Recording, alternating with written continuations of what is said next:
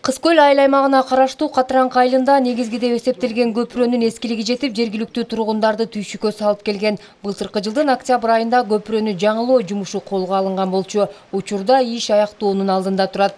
Жылда ремонт кылчубуз, суу жазда көбөйгөндө жээктерин жээп кетип, габион түзүп, элдерим ошентип жашап келгенбиз. Анан былтыр ошол урматтуу Садыр Жапаров менен Камчыбек Ташиевке элдин атынан кайрылуу жазып, ушу биздин айылга ушул көпүрө салып беришин суранган элек. Биздин сурообузду алар туура көрүп, канаттандырып, былтыр күздө ушу Минтранскадын эсебинен бизге ушу проектти өткөрүп башташкан эле. Катыраңкы айылынын жашоочулары ушул көпүрө аркылуу каттам жүргүзүшөт. Курулуш иши башталган кезден баштап Көгөрт айыл аймагына өтүүдө сууну жиреп же болбосо айланма жол аркылуу убара тартып келишүүдө. Айыл тургундары бул көпүрөнүн бат бүтүшүн күтүп жүрүшөт.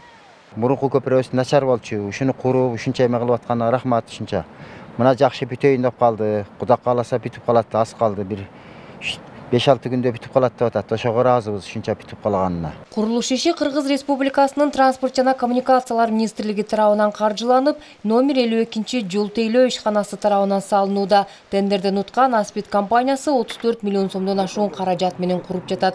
Азыр плиткаларын жаткызып бүттүк. Кудай кааласа, бардыгы жакшы. Азыр акыркы бетон иштери калды. 10-15 күндүн ичинде бүтүп калабыз. Азыр бул жерде шкафный оюн куюп атабыз.